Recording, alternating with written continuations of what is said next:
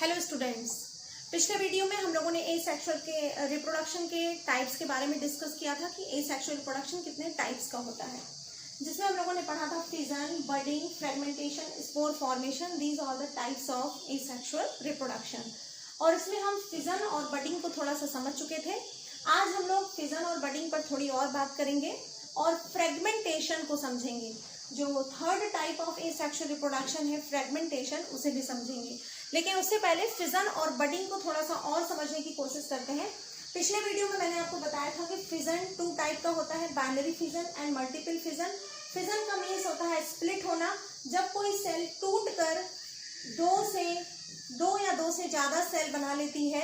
एक parent body 2 या 2 से ज्यादा पार्ट में टूट जाता है, स्प्लिट हो जाता है और ईच पार्ट न्यू इंडिविजुअल में डेवलप हो जाता है। तो इस टाइप के एसेक्सुअल रिप्रोडक्शन को हम बोलते हैं फिजन। फिजन 2 टाइप का होता है, binary fission and multiple fission. अगर एक सेल स्प्लिट होकर बीच में से टूट जा रही है और उससे 2 सेल बन रही हैं तो इसको बोलते हैं बाइनरी फिजन। और अगर एक सेल या एक पेरेंट बॉडी से कई सारे डॉटर सेल्स डेवलप हो रहे हैं तब हम उसे बोलते हैं मल्टीपल फिजन। नाम से ही पता चल रहा है। ओके, बाइनरी फिजन का एग्जांपल था अमीबा एंड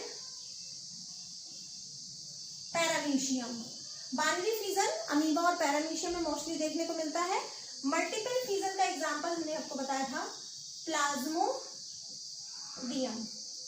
ओके, यहाँ पे मैं आपको बता रही हूँ कि अमीबा जो कि binary fission most of the time show करता है, इसमें कभी कभी मल्टीपल फिजन भी देखने को मिलता है। इसीलिए हमने बोला कि हम फिजन को थोड़ा और आज को समझाने की कोशिश करेंगे। इसको तो हम बता चुके थे आपको पिछली वीडियो में, लेकिन कभी कभी अमीबा में मल्टीपल फिजन देखने को मिलता है। कब अमीबा मल्टीपल फिजन करेगा, कौन सी कंडीशन ऐसी होगी जिसमें अमीबा बाइनरी फिजन ना करके मल्टीपल फिजन करता है, चलिए देखते हैं। यानी एग्जाम्पल में मल्टीपल फिजन में हम अमीबा भी दे सकते हैं। That means amoeba multiple fission भी शो कर रहा है और बाइनरी फिजन भी शो कर रहा है। बाइनरी फिजन अमीबा में पॉपुलर है। Most of the time amoeba generally binary fission he show करता है, बट सम सिचुएशन में, सम कंडीशन में मल्टीपल फिजन भी शो करता है। कौन सी वो कंडीशन होगी जब अमीबा मल्टीपल फिजन शो करेगा? देखिए, ऐसी कंडीशन को बोलते हैं unfavourable condition. Unfavourable condition means ऐसी कंडीशन जब अमीबा को लगेगा कि अब सरवाइव करना मुश्किल हो रहा है, मीन्स अब जीवन यापन करना मुश्किल हो रहा है। कभी कभी ऐसा होता है कि कुछ कंडीशन होती हैं जो अनफेवरेबल होती है। जैसे कभी बहुत ज़्यादा ठंड पड़ जाती है तो हम घरों से नहीं निकलते, कहते हैं ठंड बहुत है, अगर हम बाहर जाएंगे तो हमें सर्दी लग जाएगी, हम बीमार हो जाएंगे, रजाई ओढ़ के घर में बैठते हैं। तो इसी तरीके से हर ऑर्गेनिज्म के लिए कुछ अनफेवरेबल कंडीशन आती हैं। जब atmospheric weather, atmospheric condition change होती हैं और उनको लगता है कि इस कंडीशन में अब हमारे लिए जीवित रहना मुश्किल हो गया है, तो उस कंडीशन को बोलते हैं अनफेवरेबल कंडीशन। तो अमीबा को जब लगता है कि अनफेवरेबल कंडीशन है कि अब मैं डाई हो जाऊंगा, मैं मर सकता हूं, तो वो अपने चारों तरफ, सबसे पहले जो अमीबा का शेप होता है, आप इसमें देख रहे हैं बहुत सारे ऐसे स्यूडोपोडिया निकले होते हैं। अमीबा का शेप इर्रेगुलर होता है। तो जैसे ही अनफेवरेबल कंडीशन आती है, ये सारे स्यूडोपोडिया अंदर सिमट जाते हैं, मीन्स इसका शेप कुछ ऐसा हो जाता है, जो इर्रेगुलर शेप था तो समवॉट राउंड शेप में दिखने लगता है। अब अमीबा क्या करता है, इसके अंदर न्यूक्लियस जरूर होगा।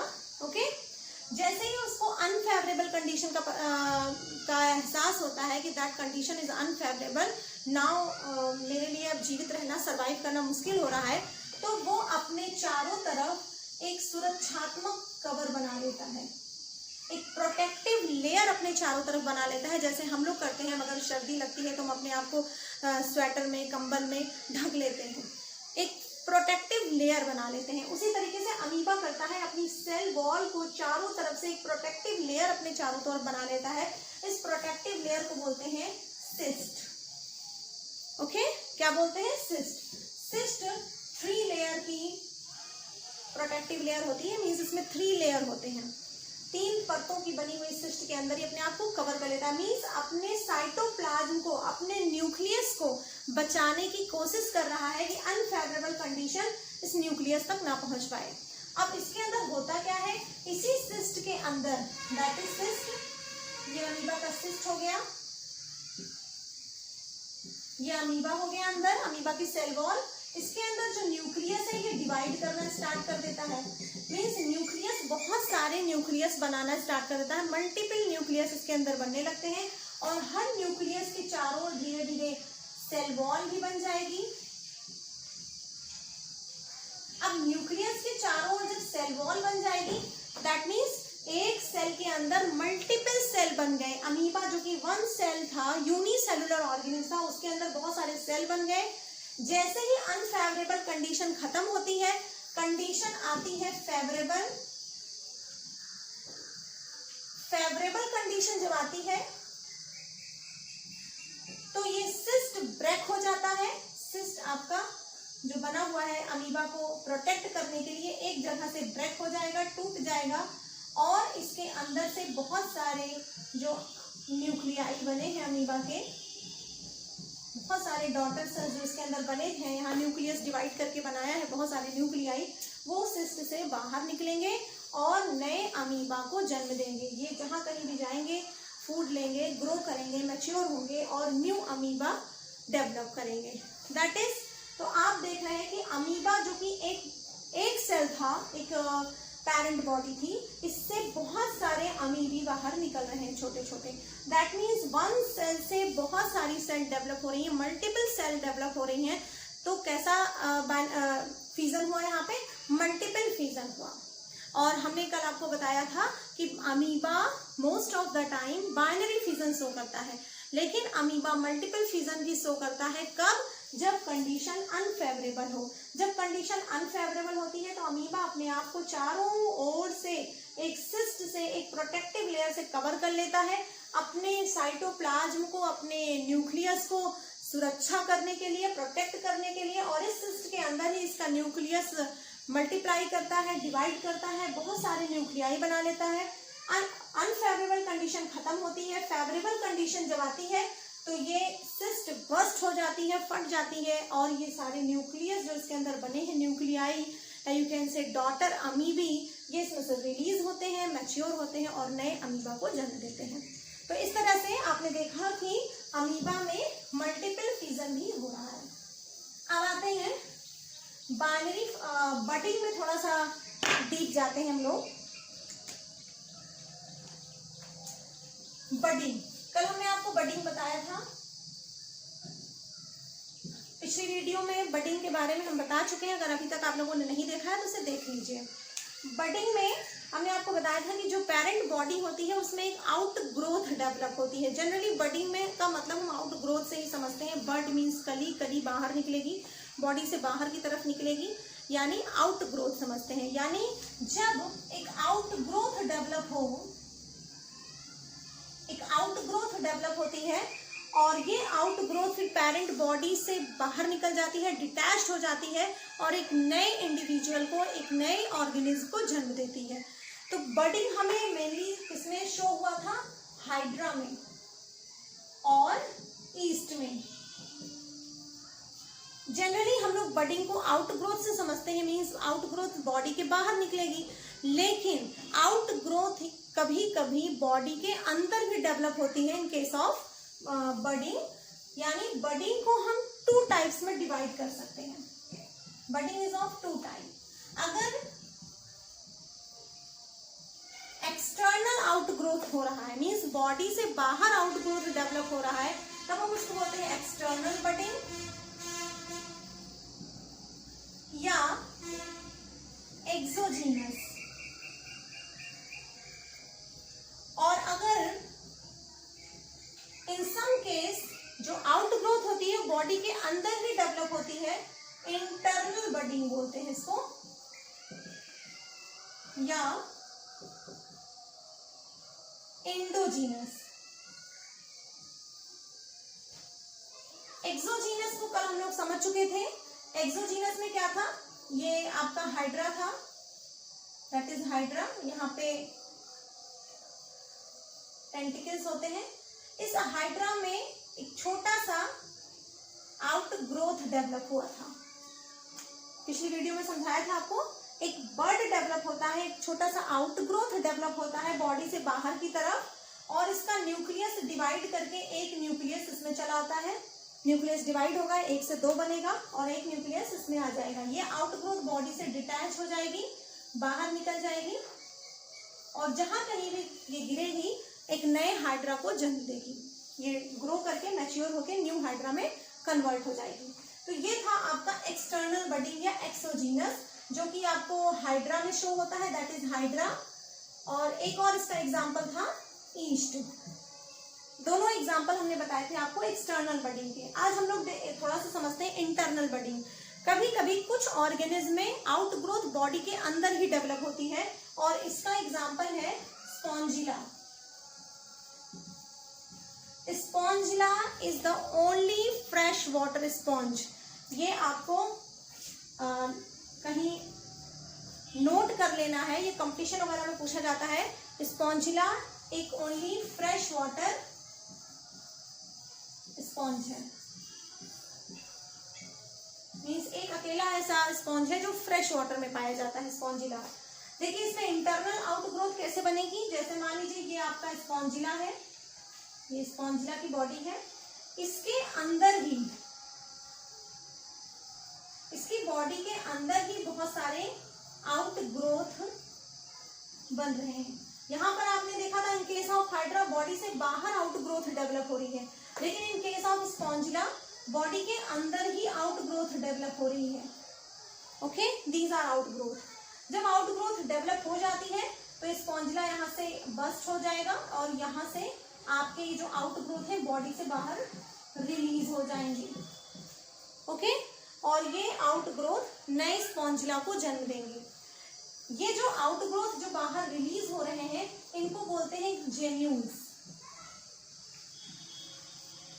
क्या बोलते हैं? जेम्यूल्स। जेम्यूल्स के बारे में कई बार क्वेश्चन आता है, तो हम लोग थोड़ा जेम्यूल्स को डिटेल में देख लेते हैं। ये स्पॉन्जिला है, स्पॉन्जिला की बॉडी के अंदर आउट ग्रोथ डेवलप हुआ, फिर स्पॉन्जिला के यहाँ ओपनिंग से आउट ग्रोथ बॉडी से बाहर रिलीज हो गए। ये जो आउट ग्रोथ स्पॉन्जिला की बॉडी से रिलीज होते हैं, इनको बोलते हैं जेन्यूल्स। जेन्यूल्स को अगर हम थोड़ा ध्यान से देखें with the help of microscope, तो जेन्यूल्स कुछ इस तरह दिखता है, दैट इज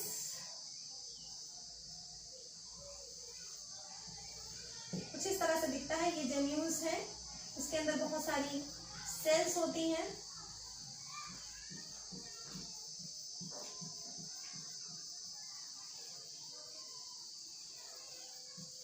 यही जेम्यूल्स जो यहाँ मैंने आपको बना के दिखाया है, ये डिटेल में कुछ ऐसा दिखता है। यहाँ पर एक छोटी सी ओपनिंग होती है, अगेन ये सराउंड होता है चारों तरफ से जिलेटिन सब्सटेंस से। इसके चारों ओर एक स्टिकी चिपचिपा सब्सटेंस होता है, जिसे बोलते हैं जिलेटिन। जिलेटिन सब्सटेंस से चारों तरफ से ये कवर्ड होता है, और इसमें छोटे छोटे निडल लाइक स्ट्रक्चर्स भी मिलते हैं, that is some needle like structure, जिनको बोलते हैं स्पिक्यूल्स। ये स्पिक्यूल्स इसको प्रोटेक्ट करते हैं, इसकी रक्षा करते हैं, और ये आपके जेम्यूल्स के अंदर की सेल्स हैं। इन सेल्स को भी स्पेशल नाम दिया गया है आर्कियोसाइट। आर्कियोसाइट्स। यही सेल यहाँ इस होल से, यहाँ पर एक पोर है, छिद्र है, इसी छिद्र से ये सेल्स बाहर रिलीज होंगी और नए स्पॉन्जिला में कन्वर्ट हो जाएंगी। ये जो पोर है इसको बोलते हैं माइक्रोपिल। ओके, तो ये रहा आपका जेन्यूल्स का फुल डायग्राम। जेन्यूल्स का क्लियर स्ट्रक्चर ऐसा होता है। एक बार फिर से देखते हैं बडिंग। एक्सटर्नल बडिंग हम लोग कल देख चुके थे। एक्सटर्नल बडिंग हाइड्रा और ईस्ट में होता है, मीन्स हाइड्रा और ईस्ट की बॉडी में जो आउट ग्रोथ बनती है वो बॉडी से बाहर बनती है। लेकिन in case of Spongilla internal budding देखने को मिलता है, मीन्स स्पॉन्जिला की बॉडी में, ये स्पॉन्जिला है, ये एक अकेला फ्रेश वाटर स्पॉन्ज है, मीन्स साफ पानी में फ्रेश वाटर में पाए जाने वाला स्पॉन्ज है। इसकी बॉडी के अंदर आउटग्रोथ डेवलप होती है, देख रहे हैं आप, बॉडी के अंदर आउटग्रोथ डेवलप हो रही है। जब ये आउटग्रोथ डेवलप हो जाती है तो स्पॉन्जिला की बॉडी से बाहर रिलीज हो जाती हैं। इन आउटग्रोथ को बोलते हैं जेम्यूल्स। जेम्यूल्स को अगर हम डिटेल में देखें तो ऐसा दिखता है, ये जेम्यूल्स के अंदर की शेल है, कोशिकाएं हैं जिन्हें आर्क्यूसाइट्स कहते हैं। इसके ऊपर एक छोटा सा पोर होता है जिसे माइक्रोपाइल कहते हैं। पूरा जेम्यूल एक जिलेटिन सब्सटेंस से, चिपचिपे पदार्थ से चारों तरफ से घिरा होता है। इसमें छोटे छोटे निडल लाइक स्ट्रक्चर्स देखने को भी मिलते हैं जिन्हें स्पिक्यूल्स कहते हैं। ये प्रोटेक्टिव लेयर है, इसको इसकी प्रोटेक्ट करते हैं। तो ये हो गया आपका बडिंग, हो गया फिजन, हो गया। अब देखते हैं third type of asexual reproduction, that is fragmentation.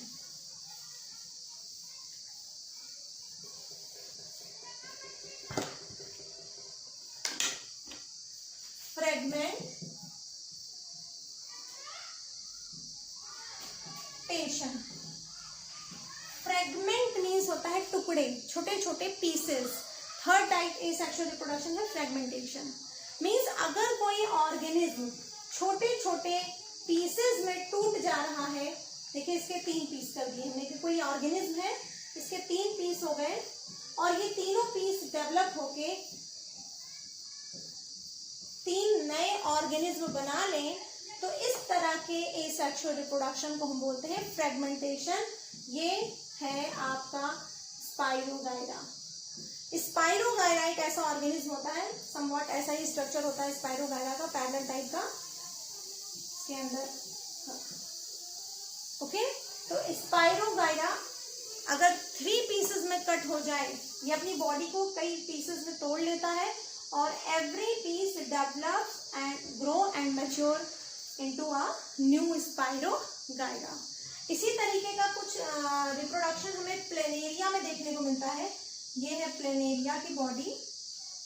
मान लीजिए ये प्लेनेरिया है, suppose that it is a planaria organism. अगर इसके बॉडी के 3 टुकड़े कर दिए जाएं, यहां से हमने इसका माउथ अलग कर दिया,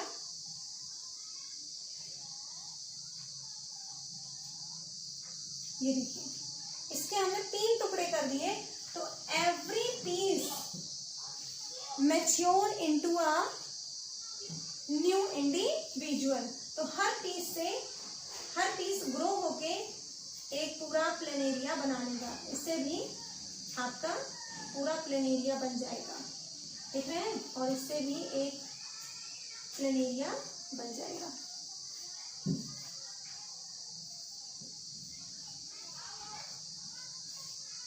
इस तरह से 3 प्लेनेरिया से डेवलप हो गए।